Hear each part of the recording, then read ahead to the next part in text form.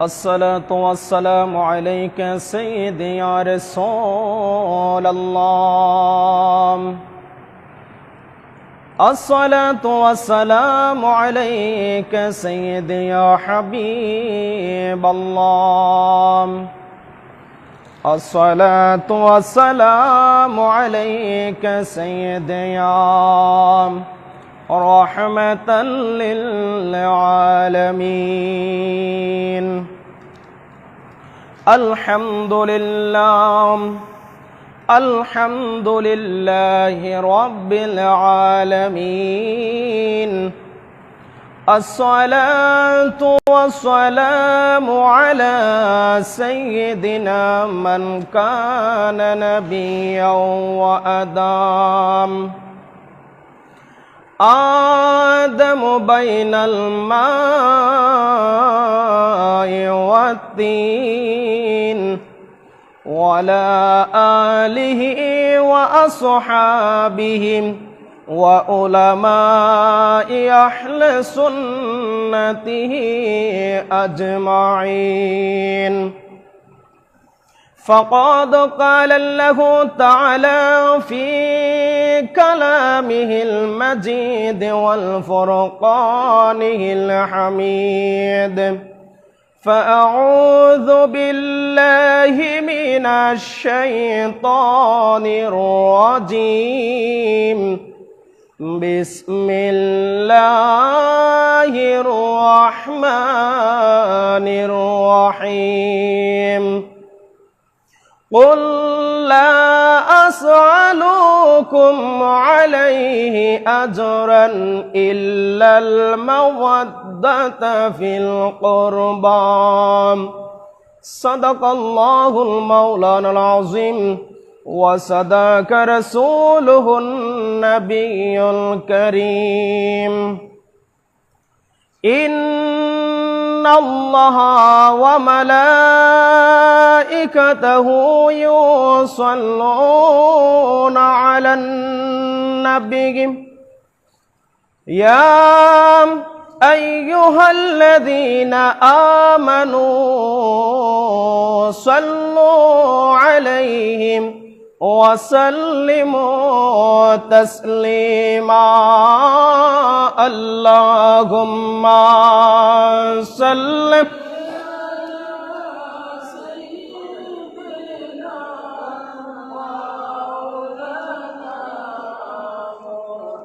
محمد وعلى آل سيدنا محمد. اللهم صل على مولانا محمد وعلى آل سيدنا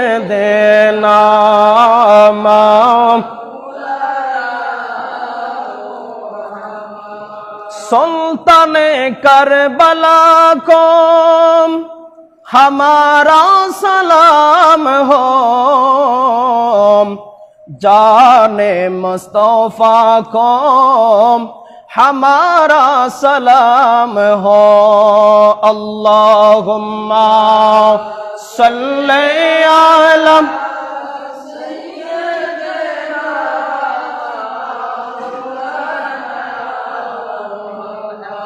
محمد وعلى آل سيدنا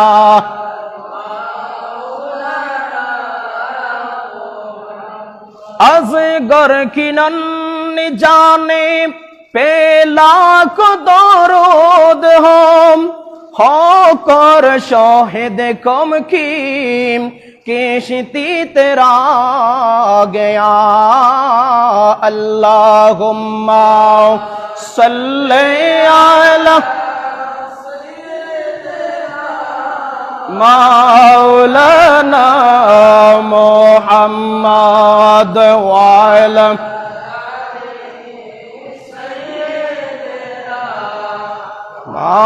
मौलाना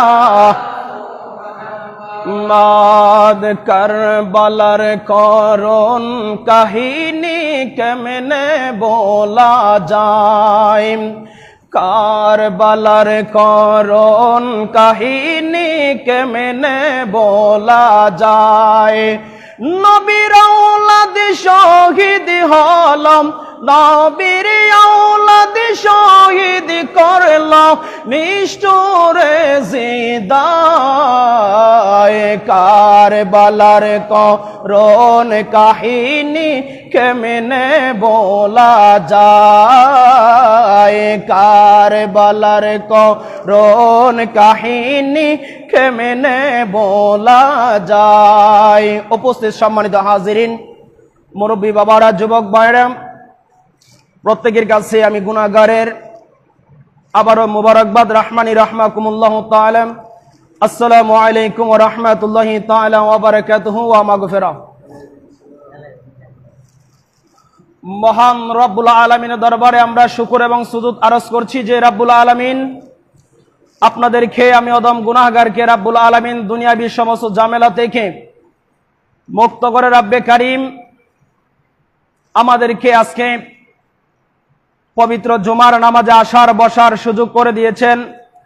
এই জন্য মহান রবের দরবারে শুকরিয়া আদান স্বরূপ আদায় করি, সবাই বলি আলহামদুলিল্লাহ।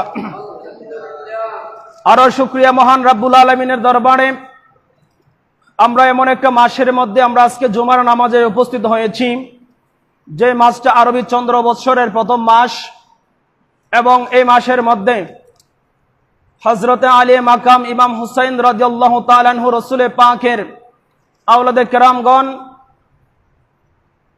যারা পুরুষ ছিলেন, কারবালার ময়দানে যারা গিয়েছিলেন, এর মধ্য থেকে শুধুমাত্র জয়নাল আবেদিন রাদিয়াল্লাহু তাআলা আনহু ব্যতীত যারা ছিল সবাইকে নির্মমভাবে শাহাদতের পেয়ালা পান করিয়েছেন। এই মাস আমাদের জন্য অত্যন্ত কষ্টের মাস, উম্মতে মুহাম্মদীর জন্য অত্যন্ত সুখের মাস, কষ্টের মাস। এটা আনন্দের হতে পারে না, এটা কষ্টের। কারণ এই মাসের মধ্যে নবী পাকের আওলাদে কেরামগণ শহীদ হয়েছেন, শাহাদতের পেয়ালা পান করেছেন। শুধু কষ্টের নয়, এই মাসটা হলো ইমানতের পরীক্ষার মাস। সুবহানাল্লাহ বলি। এই মাসটা হলো ইমানতের পরীক্ষার মাস, কারণ এই মাসের শিক্ষা থেকে আমাদের ইমান মজবুত হয়। এই মাসের শিক্ষা থেকে আমরা হক বাতিলের নির্ণয় করতে পারি। এই মাসের শিক্ষা থেকে আমরা সত্য মিথ্যার যাচাই করে নিতে পারি, যদি আমরা সঠিকটা উপলব্ধি করতে পারি এবং সঠিক ধারণাগুলো আমরা পেতে পারি। তো আমি আপনাদের সামনে পবিত্র কুরআনুল কারীম সূরা শুরা থেকে 23 নম্বর আয়াতে কারিমা তেলাওয়াত করেছি, এবং আরেকখান আয়াতে কারিমা আছে সূরা আহজাবের মধ্যে 33 নম্বর আয়াত।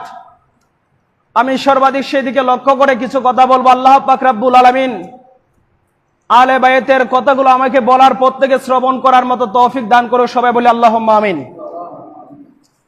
আসুন তার আগে একখানা হাদিসে পাক আমরা দেখি আলে বাইতের ব্যাপারে আল্লাহ রাসূল সাল্লাল্লাহু আলাইহি ওয়াসাল্লাম কি বলেন। মুসনাদে ইবনে সুনান, মুসনাদে সুনানের মধ্যে এসেছে হাদিস, এবং ইবনে মানসুর রহমাতুল্লাহি আলাইহি তিনি বর্ণনা করেছেন হযরত আবু সাঈদ জুবাইর রাদিয়াল্লাহু তাআলা আনহু থেকে একখানা হাদিসে মুবারাকা বর্ণনা। হাদিসে পাকের মধ্যে আল্লামা জালালউদ্দিন সুয়ুতী রাহমাতুল্লাহি আলাইহি ফাযাইল আহলে বাইত কিতাবের মধ্যে হাদিস নোট করেছেন।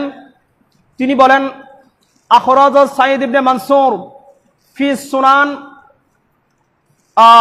সুনান আন সাঈদ ইবনে জাবের ফি কাউলিহি তাআলা।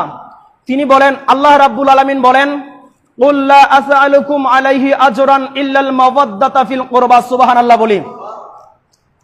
তিনি বলতেছেন, আল্লাহ রাব্বুল আলামিন কুরআনুল কারীমের মধ্যে একখানা আয়াতে কারিমার মধ্যে আল্লাহ রাব্বুল আলামিন বলেন, এ আমার হাবিব, আমার বন্ধু আমার, আপনি আপনার উম্মতদেরকে জানিয়ে দেন, ঘোষণা করে দেন, তোমাদের কাছে লা আসআলুকুম, আমি তোমাদের কাছে কোনো কিছু চাই না, আলাইহি, তোমাদের কাছে আমি কোনো কিছু চাই না। কিসের বিনিময়ে? আমি সম্ভবত গত জুমায় বলেছিলাম শেষের দিকে, যে কিসের বিনিময়ে? তোমাদের কাছে ইসলাম প্রচারের বিনিময়ে। আমি রাসূল তায়েফের ময়দানে গিয়েছি, উহুদের ময়দানে দান মুবারক শাহাদাত করেছি। আমি রাসূল যে কষ্টগুলো করেছি, কষ্টের বিনিময়ে আমি তোমাদের কাছে কোনো কিছু চাই না ইল্লাল মাওয়াদ্দাতা ফিল কুরবা, তবে হ্যাঁ, তোমাদের কাছে ছোট্ট একটা জিনিস আমি চাই। যে জিনিসটা কি আজরান ইল্লাল মাওয়াদ্দাতা ফিল কুরবা, সেটা হচ্ছে আমি রাসূল পাকের আহলে বায়াতের ভালোবাসা। সুবহানাল্লাহ বলি। তো আল্লাহ রাসূল সাল্লাল্লাহু আলাইহি ওয়াসাল্লাম বলেন, আল্লাহ পাক রব্বুল আলামিন নিজেই শিখিয়ে দিলেন, আমি তোমাদের কাছে আহলে বায়াতের ভালোবাসা চাই, আমার আত্মীয়দের ভালোবাসা তোমাদের কাছে চাই, এছাড়া আমি তোমাদের কাছে কোনো কিছু চাই না। অপর এক হাদিস বর্ণনা করা হয়েছে আহলে বায়াতের ব্যাপারে। আরেকটা হাদিসে মুবারাকা বর্ণনা করা হয়েছে হযরতে ইবনুল মুনজির, ইবনে আবি হাতিম ও ইবনে মারদিয়াহ রাদিয়াল্লাহু তাআলা আনহু তারা বর্ণনা করেছেন। তাবরানী শরীফের মধ্যে, মুআজ্জামুল কবিরের মধ্যে আব্দুল্লাহ ইবনে আব্বাস রাদিয়াল্লাহু তাআলা আনহু থেকে হাদিস বর্ণনা, তিনি বলেন আল্লাহ রাসূল সাল্লাল্লাহু আলাইহি ওয়াসাল্লাম যে আয়াতে মুবারাকা আমাদের কাছে বলেছেন, কুল লা আসআলুকুম আলাইহি আজরান ইল্লাল মাওয়াদ্দাতা ফিল কুরবা, তোমাদের কাছে আমি আহলে বায়াতের ভালোবাসা ছাড়া কিছু চাই না। এইটা দ্বারা খাদেরকে বোঝানো হয়েছে।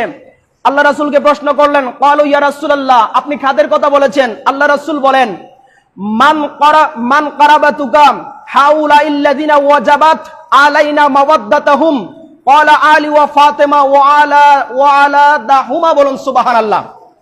আলী এবং ফাতেমা, আমি তাদের ভালোবাসা তোমাদের কাছে চাই, এবং আর কারাম এবং তাদের ওয়ালাদাহুমা, তাদের যে সন্তানরা আছে তাদের ভালোবাসা তোমাদের কাছে চাই। সুবহানাল্লাহ।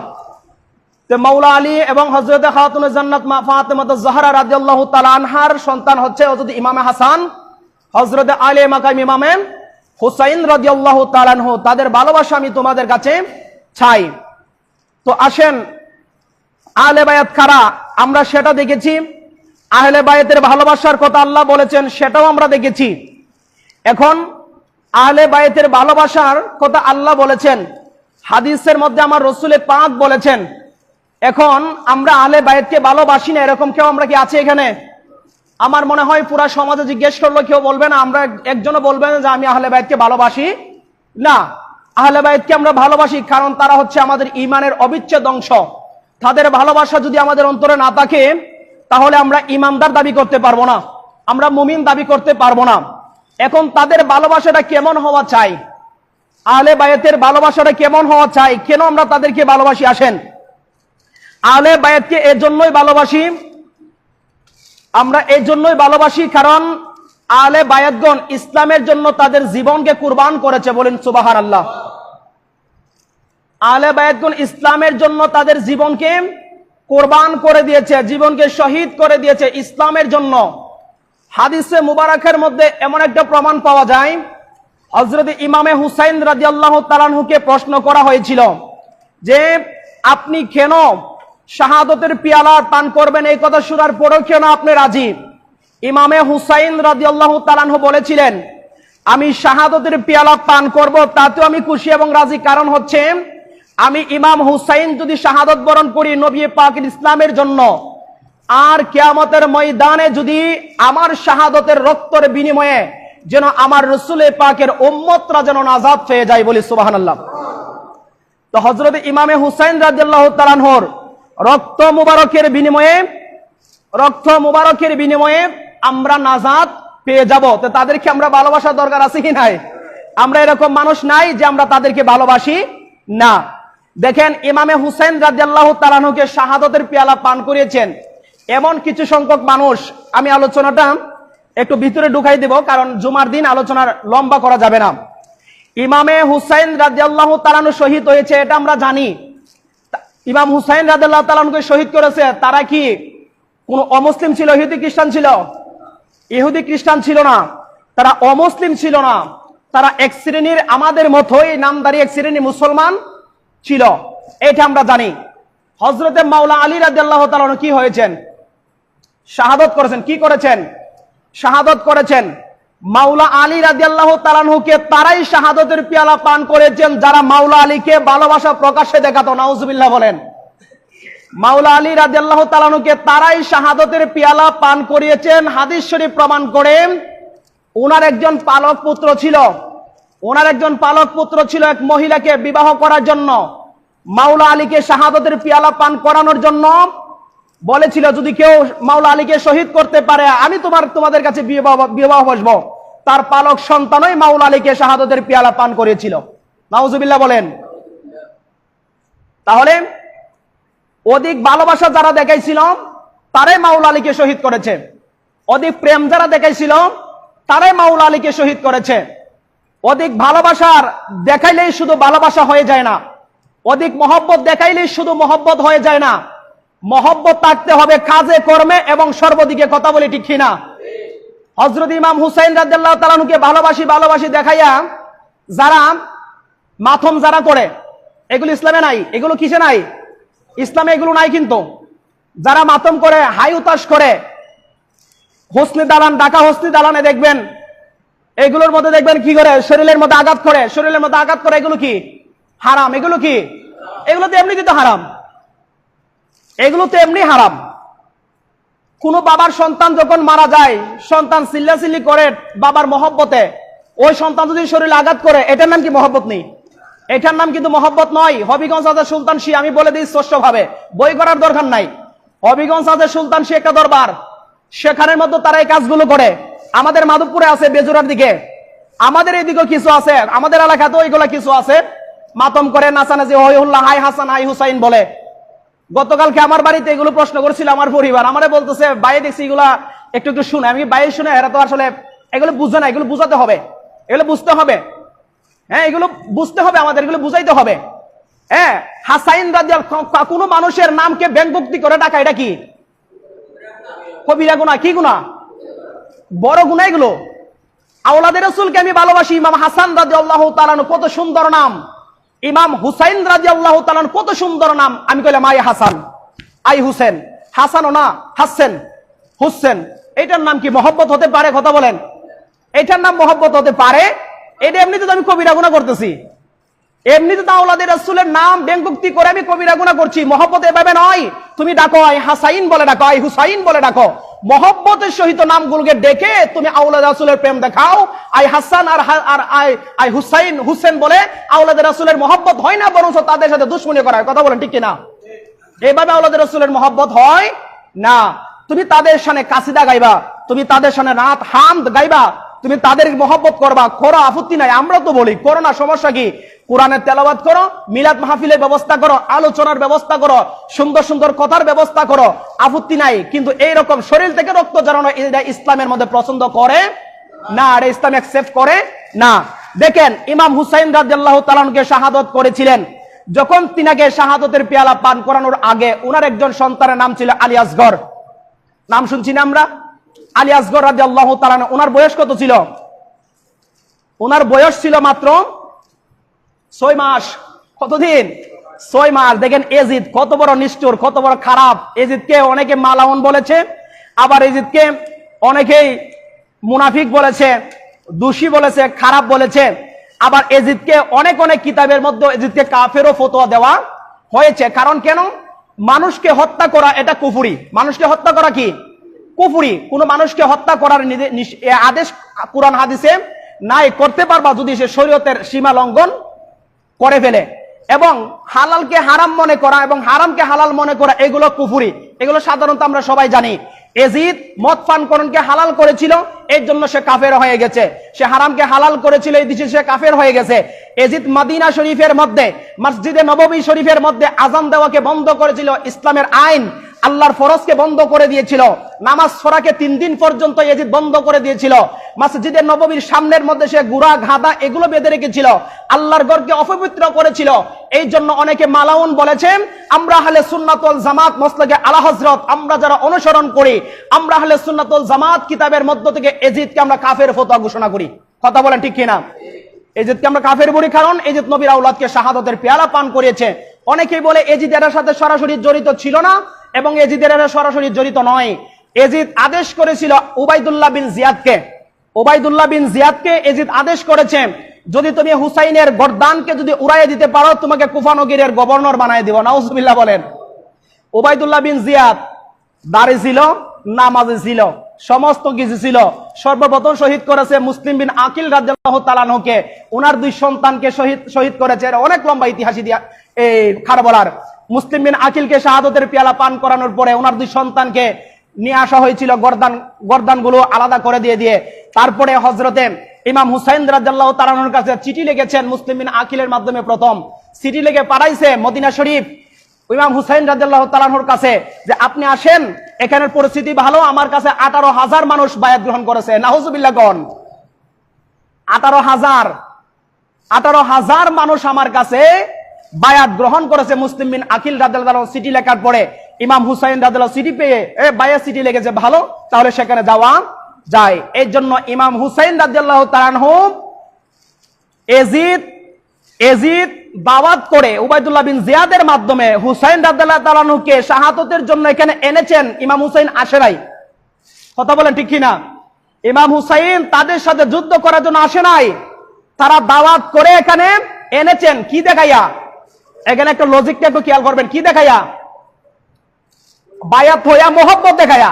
কি দেখাইয়া? মোহব্বত দেখাইয়া। 18,000 বায়াত হয়ে গেছে, তাহলে তো তারা সবাই আমাকে কি করে?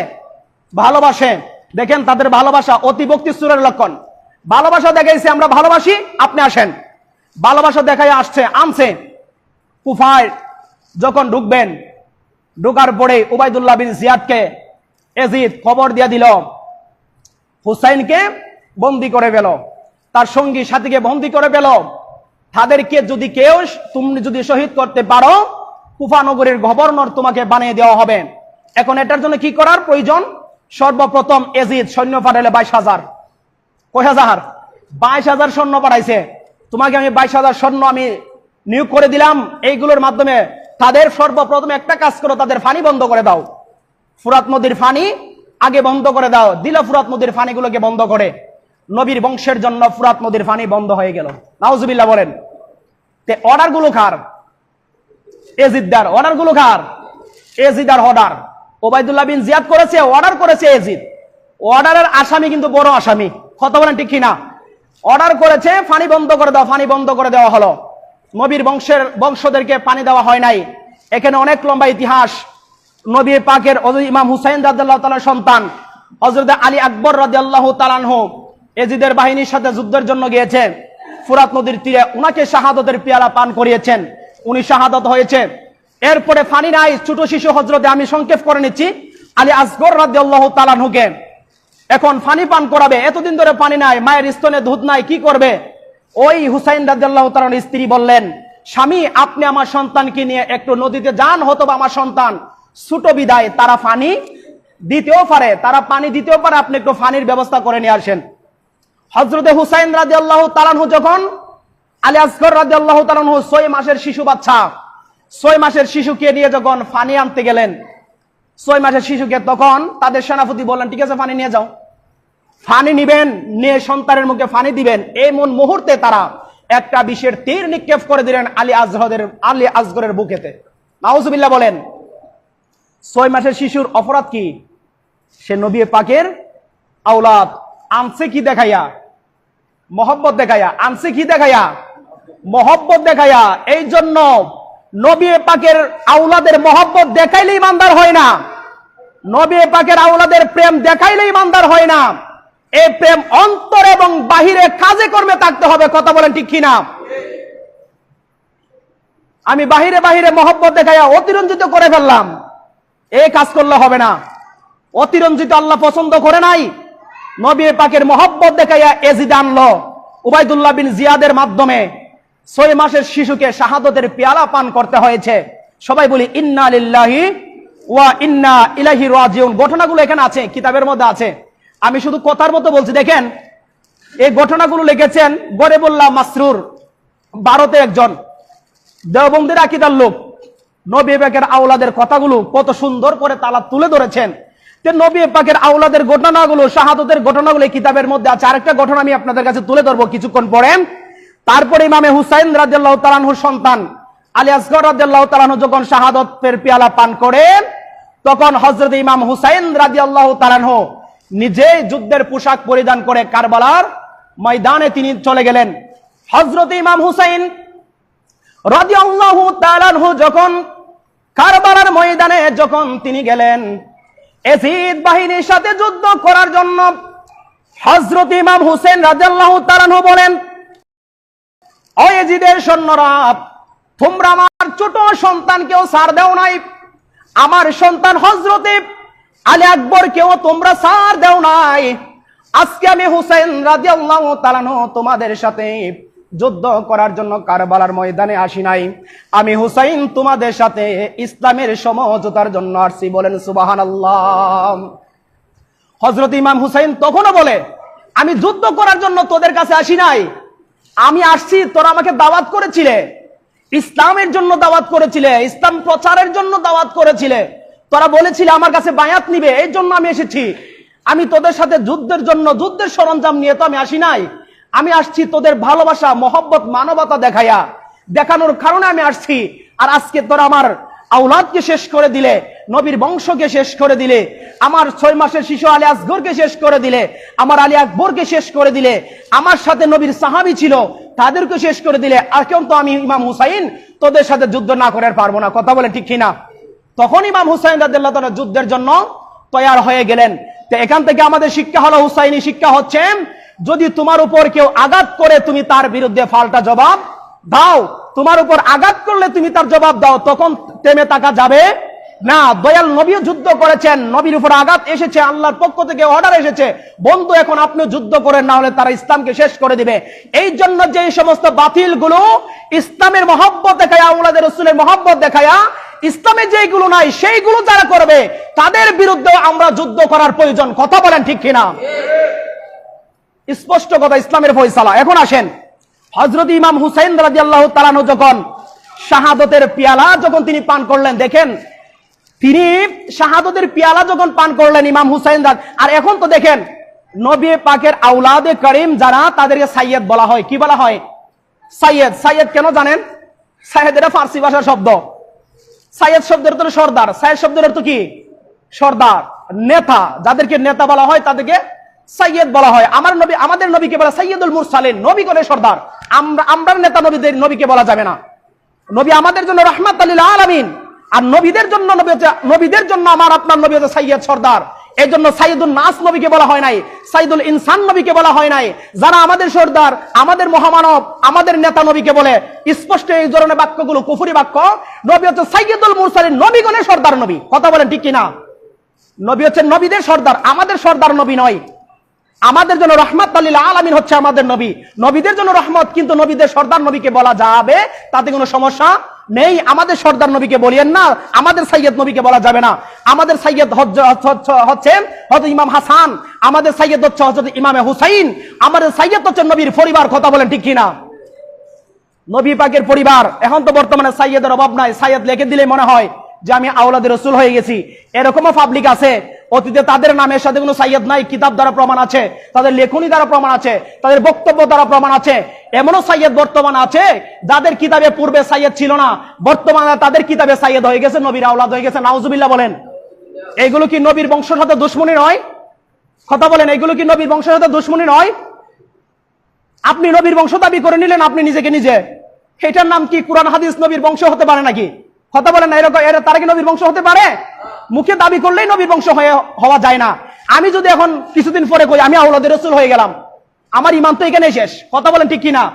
আমি যদি বলি আমি সাইয়্যেদ হয়ে গেলাম, সাইয়্যেদ লেখাও তুমি সর্দার হিসেবে লেখাইতে পারো, নবীর বংশ লিখতে পারবা না। আওলাদের রাসূল তুমি স্বীকার করতে পারবা না।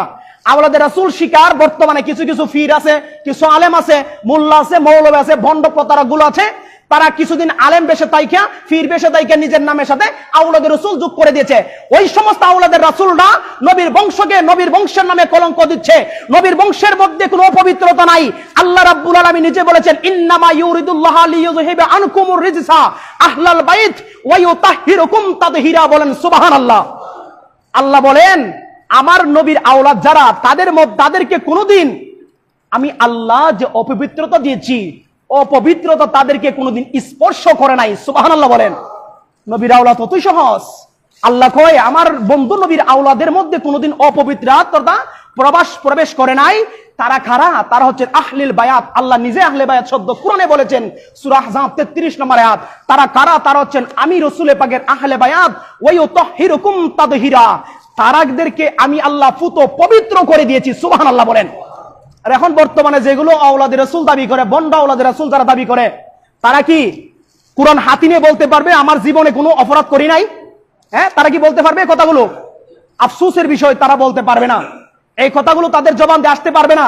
কোন মানুষ যদি বলে আমি জীবনে গুনাহ করে এসে কাফের হয়ে যাবে, কারণ গুনাহ নাই একমাত্র নবীর বংশের, গুনাহ নাই একমাত্র নবীদের, গুনাহ নাই একমাত্র আল্লাহর ফেরেশতাদের। কথা বলেন ঠিক কিনা?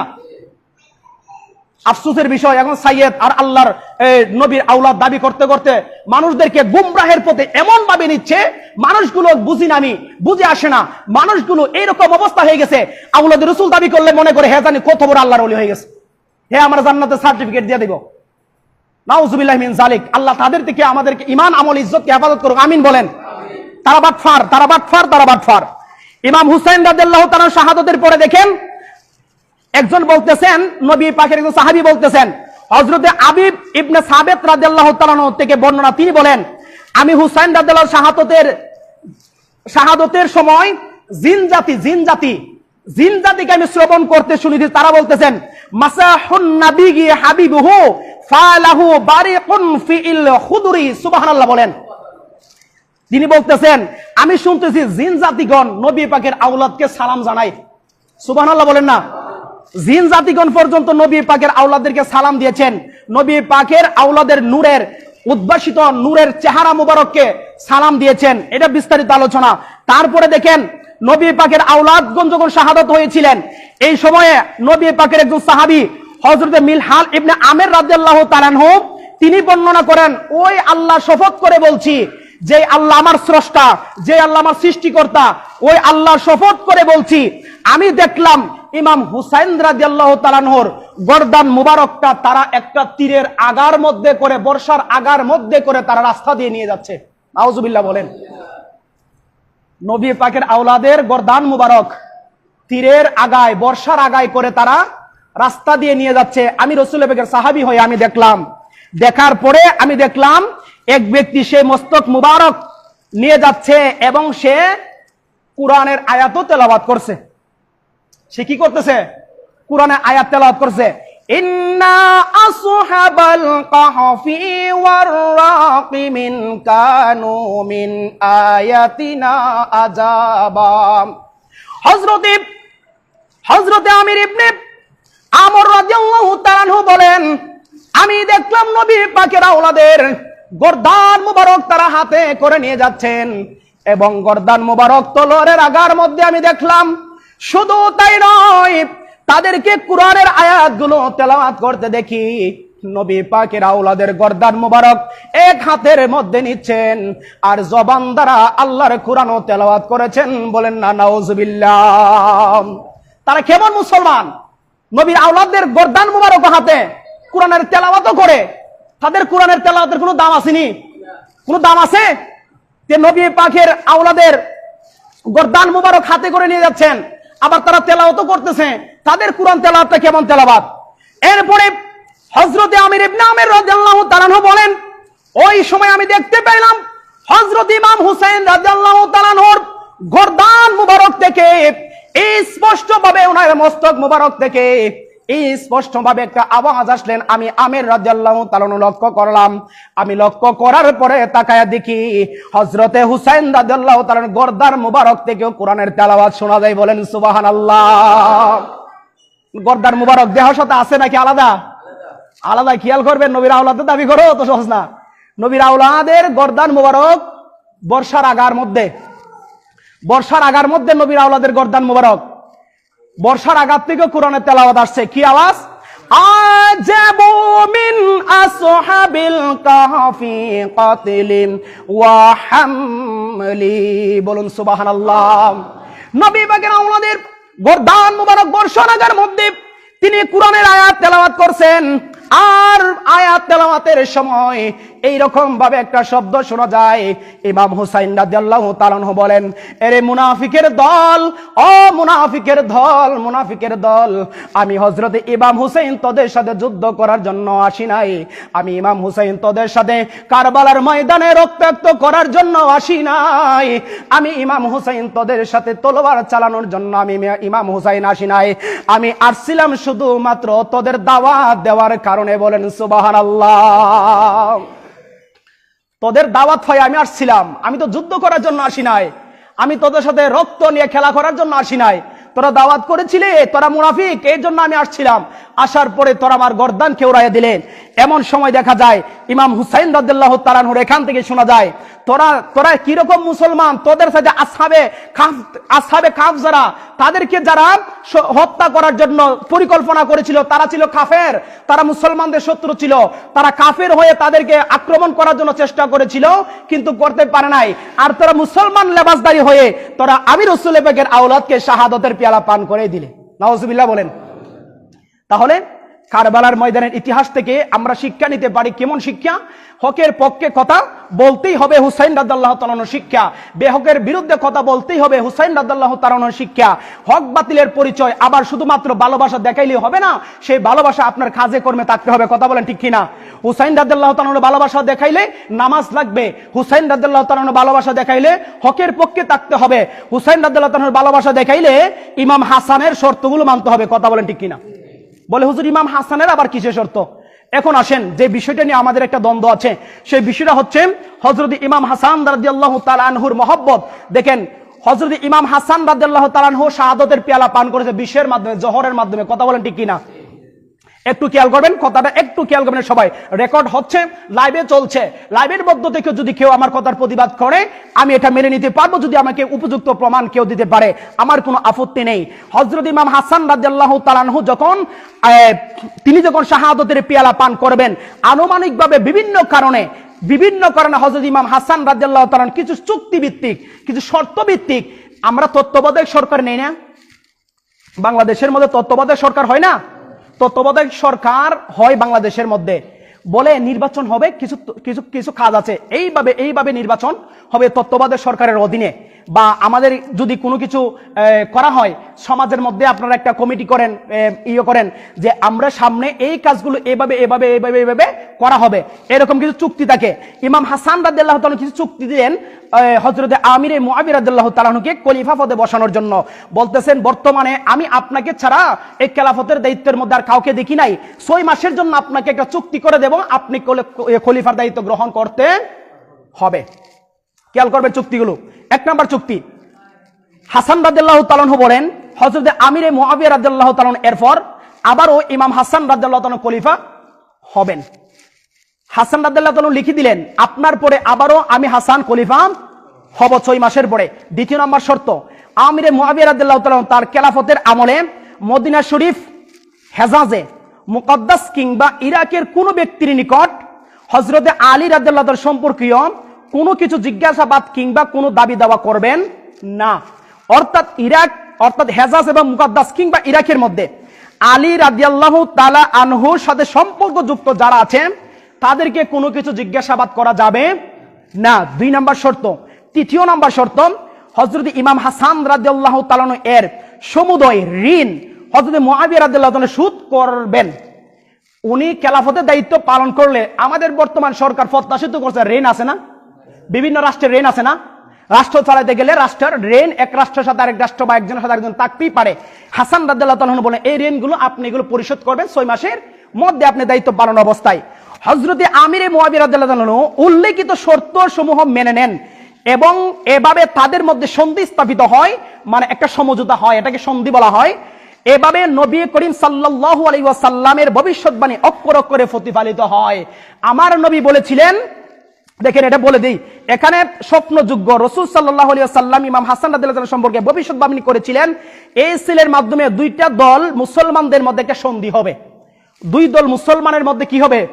একটা সন্ধি হবে। আমার রাসূল বলেছিলেন, বুখারীর হাদিস, 2টা দল মুসলমান থাকবে, তারা কেউ দল কাফের নয়, 2টা দল মুসলমান হবে, তাদের মধ্যে একটা সন্ধি হবে, একটা সমঝোতা হবে, একটা সন্ধি হয়ে যাবে। হযরত রাসূল করিম সাল্লাল্লাহু আলাইহি ওয়াসাল্লাম বলেছেন, তাহলে বোঝা যায় তাদের মধ্যে যে দ্বন্দ্বটা ছিল, মাওলা আলী রাদিয়াল্লাহু তাআলা এবং হুসাইন রাদিয়াল্লাহু তাআলা আমিরে মুআবিয়া রাদিয়াল্লাহু তাআলা একটা দ্বন্দ্ব ছিল না, যে দ্বন্দ্বটা ছিল, তাহলে হাসান রাদিয়াল্লাহু তাআলা মাওলা আলীর ছেলে। কথা বলেন ঠিক কিনা? মাওলা আলীর ছেলে। আর হযরত আমিরে মুআবিয়া রাদিয়াল্লাহু তাআলা হচ্ছেন তার বিপক্ষের দল। কথা বলেন ঠিক কিনা? রাসূল বলেছেন, 2টা মুসলমানের বড় বড় 2টা দল, 2টা দলের মধ্যে আমার সাইয়েদ হাসানের মাধ্যমে সমঝোতা হবে, সন্ধি হবে। তো আমিরে মুআবিয়া রাদিয়াল্লাহু তাআলাকে হাসান রাদিয়াল্লাহু তাআলা যে খেলাফতের দায়িত্ব দিলেন সন্ধি করে, তাহলে তাদের মধ্যে একটা সমঝোতা হয়েছে কি হয়েছে না? কথা বলেন, হয়েছে কি হয়েছে না? তাদের মধ্যে একটা সন্ধি হয়েছে, সমঝোতা হয়েছে। ফাতহুম মুবিন যেটাকে বলা হয় মক্কা বিজয়।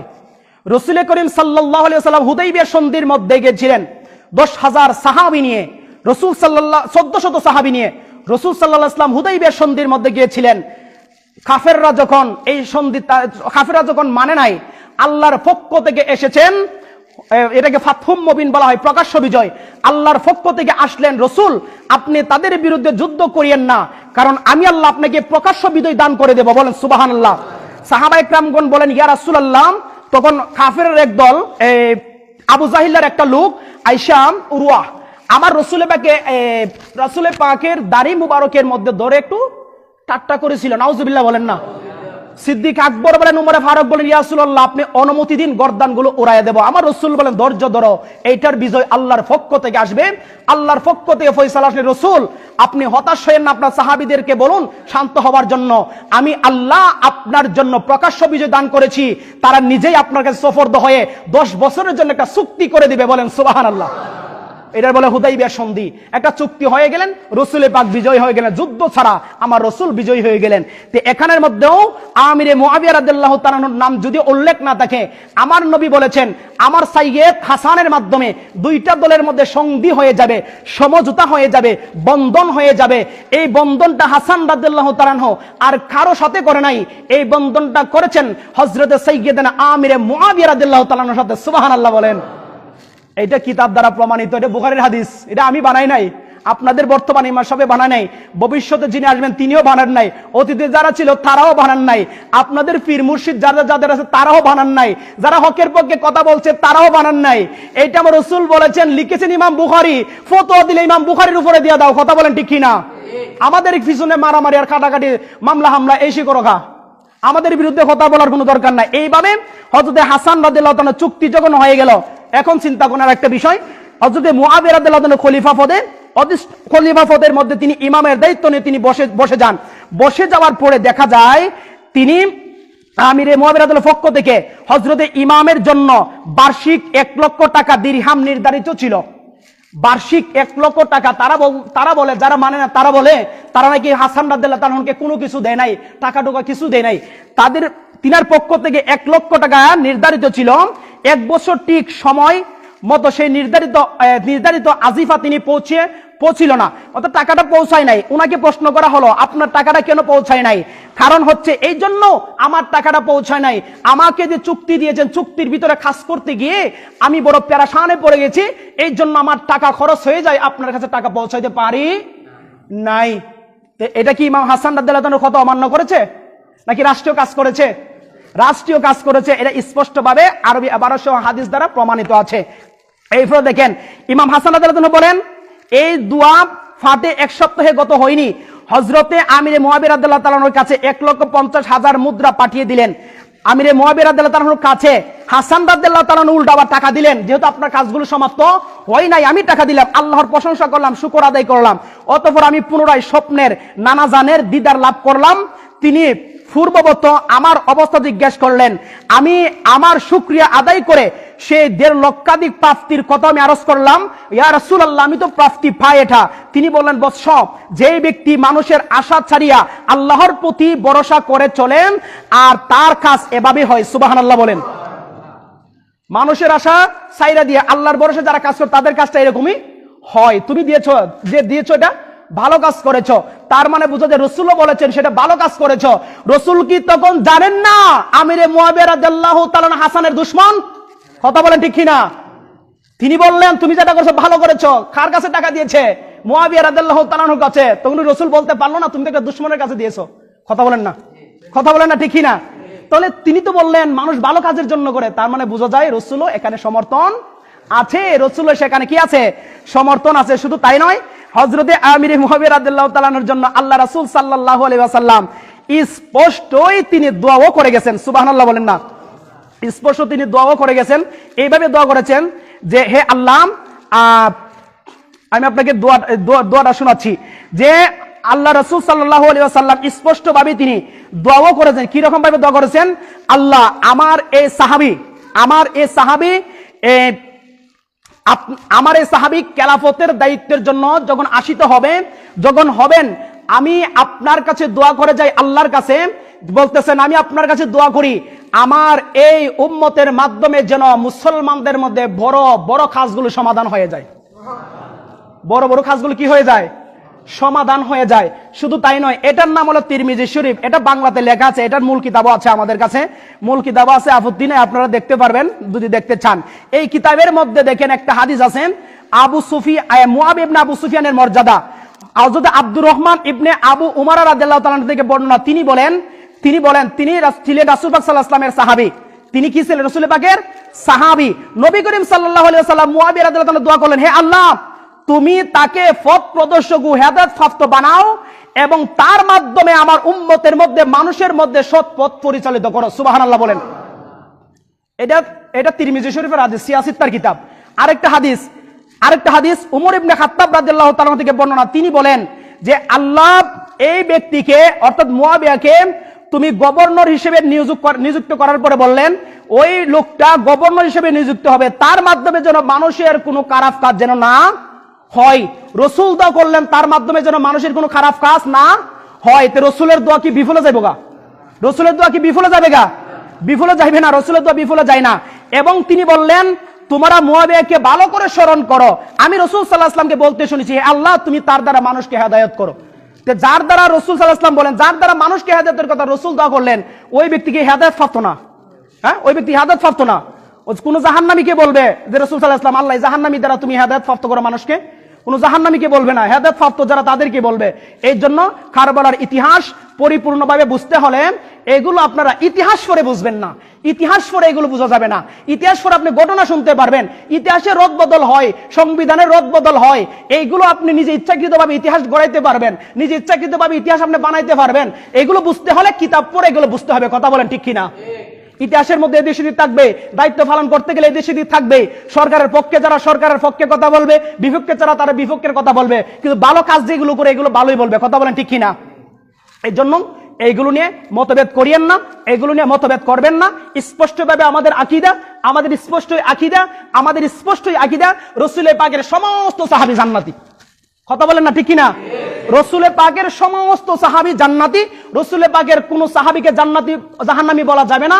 এই জন্য প্রথম বলেছিলাম অতিরঞ্জিত ভালোবাসা দেখাইয়া মুসলিম বিন আকিলকে শাহাদতের পেয়ালা পান করিয়েছে, অতিরঞ্জিত ভালোবাসা দেখাইয়া, ভালোবাসার লেভেলের ভালোবাসা দেখাইয়া হযরতে হুসাইন রাদিয়াল্লাহু তাআলাকে শহীদ করেছেন।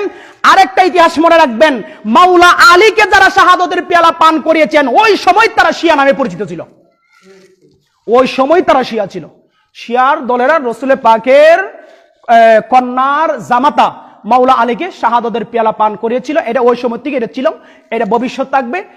এখন শিয়া খানা যারা বেশি ফেম দেখাইয়া নবীর সাহাবীদেরকে গালাগালি করবে, আমরা তাদেরকে শিয়া বা রাফিজি বলে চিহ্নিত করি। রাফিজি থেকে শিয়া এসেছে, শিয়া শব্দটা রাফিজি থেকে, শিয়া মানে একটা দল, এটা রাফিজি শব্দ থেকে এসেছে। আর খারিজি যারা তারা আওলাদ রাসূলকে ভালোবাসে না, শিয়া তারাই যারা অতিরিক্ত দেখাইয়া শরীরে আঘাত করবে, অতিরিক্ত দেখাইয়া এগুলো করবে, তারাই হচ্ছে প্রকৃতপক্ষে বর্তমান সময়ে চিহ্নিত করার জন্য তাদের আলামত হলো এগুলো।